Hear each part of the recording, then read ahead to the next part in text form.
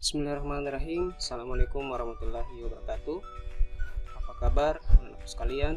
Semoga kita dalam keadaan sehat walafiat, dan tentunya tidak lupa bersyukur kepada Allah Subhanahu wa taala yang nikmat yang telah diberikan kepada kita, dan tetap semangat belajar. Baik, kita lanjutkan materi hari ini, masih tentang pelajaran produk kreatif dan kewirausahaan untuk submateri pengujian produk barang dan jasa untuk kelas 12 SMK ya, oleh saya Muhammad Irfan. Baik, sebelum lanjut jangan lupa like dan subscribe video ini untuk mendapatkan video-video berikutnya. Baik, kita lanjut. Jadi tujuan pembelajaran yang pertama, mengetahui hakikat pengujian produk, mengetahui tujuan pengujian produk, mengetahui kegunaan pengujian produk, kemudian mengetahui pihak yang berperan dalam pengujian produk, kemudian mengetahui persyaratan dan pengujian produk. Baik, materinya hakikat pengujian produk, tujuan pengujian, kegunaan pengujian produk, pihak yang berperan dalam pengujian produk, dan persyaratan pengujian produk. Ya, silahkan diperhatikan video berikut ini. Kulik banget dan sebenarnya menarik kalau misalnya kita bandingin satu persatu. Yang pertama ada bohlam RGB dari Philips yang bernama Philips Smart Wi-Fi LED. Mungkin kebanyakan orang lebih familiar sama Philips Hue yang starter pack-nya itu bisa sampai 2 jutaan kalau kita ngomongin soal bohlam RGB dari Philips. Tapi untuk bohlam Philips Wi-Fi LED ini menurut gue harganya cukup terjangkau, men. Harga resminya di toko online Rp234.000 kalau nggak diskon tapi ya. Memiliki daya listrik terukur 9 watt dengan tingkat kecerahan 806 lumens. Dari keterangan yang ada di boxnya, bohlam pintar ini mampu menampilkan 16 juta warna yang berbeda. Philips juga menyebutkan bahwa masa pakai bohlamnya ini dapat digunakan hingga 15.000 jam, yang mana dengan penggunaan rata-rata 2,7 jam per hari, bohlam ini mampu beroperasi hingga 10 tahun dan mendapatkan garansi resmi Philips Indonesia selama 3 tahun. Ini biar jelas, di sebelah kanan gua nih, yang warna putih yang tinggi, ini Philips ya. Ini Philips, sedangkan yang di sebelah sini, yang di atas meja, ini Xiaomi Yeelight. Oke, ini kita bandingin kecerahannya gimana. Turn the lights white. Oke, jadi warna putih. Dan so far sih gue ngerasa ini lebih putih sih, kalau menurut gue ya. Mungkin lo bisa deketin sini, Kim. Ini lebih putih dan karena warnanya putih juga kali ya, jadi kayak terangnya juga mirip-mirip gitu loh antara yang Yeelight sama yang Philips. Oke, coba kita ganti warna. Turn the lights into yellow. Nah, ini baru kelihatan nih. Kalau misalnya kita bikin jadi warna kuning, gue ngerasa si Philips ini agak-agak redup ya, ya nggak sih, Kim? Kalau dibandingin sama si Yeelight, ini Yeelight emang cahayanya jauh lebih maksimal sih. Coba deh, gue mau make sure ini lo bisa lihat kalau misalnya Philips ini lebih redup cahayanya, sedangkan yang Yeelight justru lebih cerah banget nih guys. Atau mungkin belum maksimal ya dua-duanya ya. Coba deh, ini gue maksimalin lagi. Make the light into maximum. Ini udah maksimal 100, bisa lo lihat. Dan tingkat kecerahannya emang lebih cerah si Xiaomi Yeelight ya. Tapi gue punya alasan juga sih kenapa si Philips cuman segini kecerahannya. Soalnya dia juga di boxnya punya fitur yang namanya eye comfort. Jadi kayak kalau misalnya lo lihat secara langsung nggak bikin sakit mata gitu. Sedangkan yang Yeelight, aduh cerah banget. Oke, ini baru warna kuning sama warna putih. Lo mau warna? Ya, itulah tadi video tentang proses pengujian sebuah lampu. Bagaimana menguji sebuah lampu dengan lampu yang lain dari segi terangnya, dari segi cahaya, dan proses kinerja lampu tersebut. Baik, kita lanjutkan materi berikutnya. Kita langsung masuk materi, ya, hakikat pengujian produk. Jadi pengujian produk itu untuk menjamin kualitas produk di pasaran. Sebelum produk dipasarkan perlu dilakukan yang namanya pengujian produk tertentu. Tentunya sebelum dipasarkan barang atau produk yang kita akan salurkan kepada konsumen harus diuji namanya pengujian produk. Jadi pengujian produk adalah segala proses yang dilakukan oleh seorang peneliti, baik melalui pengukuran kinerja, keamanan, kualitas, dan kesesuaian produk terhadap standar yang telah contohnya pengujian produk yang kita pakai mungkin motor ya. Sebelum digunakan motor itu sebelum dipakai disalurkan ke konsumen di pasaran, itu tentunya harus diuji dulu berapa bensin yang dihabiskan misalnya dalam jangkauan 1 km atau 10 km, kemudian bagaimana suaranya, bagaimana aktivitasnya dan sebagainya, kualitasnya dan keamanannya juga, ya, apakah aman dikendarai, tidak bisa ketika misalnya jatuh, apakah tidak terlalu berbahaya bagi pengendara dan sebagainya, seperti itu namanya pengujian produk. Kemudian tujuan pengujian produk. Jadi tujuan pengujian produk itu yang pertama memastikan bahwa persyaratan, spesifikasi, regulasi atau aturan dan kontrak produk dapat terpenuhi. Kemudian memastikan produk berjalan sesuai dengan standar dari pembuktian dengan tersebut. Ya, tentunya produk itu sebelum dipasarkan tentunya harus dilakukan namanya demonstrasi atau praktek pengujian produk tersebut. Kemudian menyediakan data standar bagi kepentingan ilmiah, teknik dan kegiatan penjaminan mutu. Ya. Selanjutnya menetapkan kesesuaian produk dengan pengguna akhir. Ya. Selanjutnya masih tujuan pengujian produk itu yang kelima sebagai dasar untuk komunikasi teknis suatu produk. Yang keenam sebagai sarana perbandingan dengan produk lainnya. Jadi ini tujuan pengujiannya supaya kita tahu, oh produk saya begini, produk yang si B misalnya sebegini misalnya, ya kualitasnya dan ketahanannya dan sebagainya. Kemudian sebagai bukti dalam proses hukum sebagai pertanggungjawaban produk, hak paten, klaim produk dan lain sebagainya. Ya, sebagai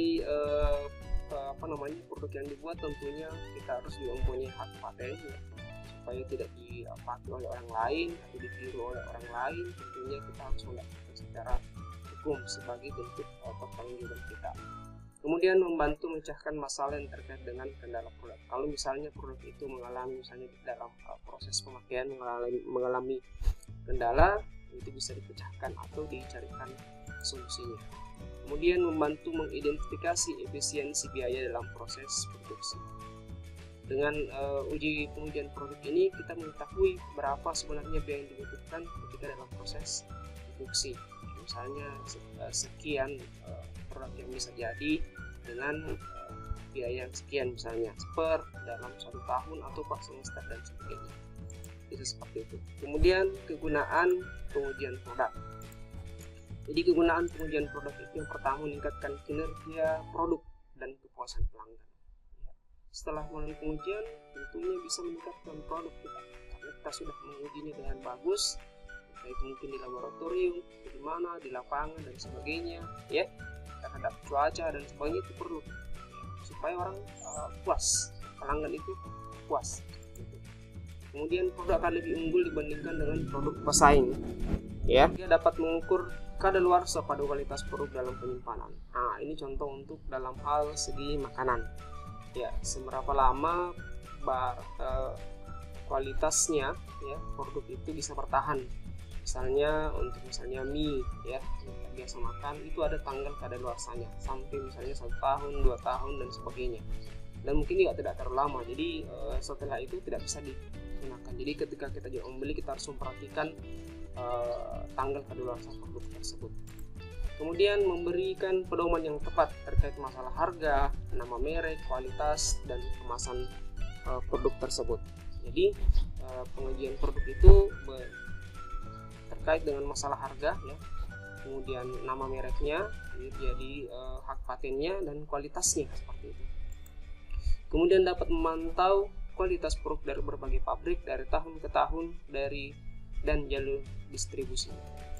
Kemudian karena memberikan gambaran daya serap konsumen terhadap produk tersebut. Ya, dengan pengujian produk ini kita ketahui bahwa daerah ini misalnya sekian produk yang bisa tersalurkan. Oh, daerah ini banyak yang mengkonsumsi misalnya obat dan sebagainya, atau daerah ini seperti itu. Kemudian pihak yang berperan. Jadi yang berperan dalam pengujian produk ini ada 3. Yang pertama pemerintah. Jadi pemerintah ini berfungsi atau bertugas mengeluarkan undang-undang atau peraturan yang mewajibkan produsen menjelaskan kegunaan produk dan menjamin keamanan produk.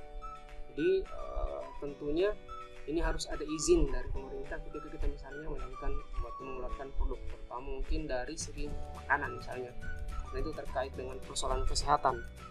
Jadi segi mungkin dalam hal ini dicantumkan AKG-nya ya, kalau istilahnya AKG itu angka dalam gizi, berapa protein, berapa karbohidrat dan sebagainya, itu contohnya saja ya. 2. Perusahaan menyediakan produk dan layanan sesuai dengan industri dengan menerapkan proses standarisasi. Jadi dia punya standar dalam pengujian produk ya, dan perusahaan itu biasanya sifatnya internal. Kemudian yang ketiga adalah organisasi konsumen ya, yaitu sebagai perwakilan kepentingan konsumen kepada produsen dan pemerintah. Misalnya ini ada organisasi namanya YLKI, Yayasan Lembaga Konsumen Indonesia. Jika ada konsumen yang tidak puas ya, bisa melakukan semacam pemberitahuan kepada perusahaan ya atau pemerintah bahwa ada yang seperti ini ya, tidak sesuai dengan produk yang sesuai dengan kemasannya misalnya. Itu perlu supaya kemudian produknya itu terus ditingkatkan. Oke, selanjutnya persyaratan pengujian produk.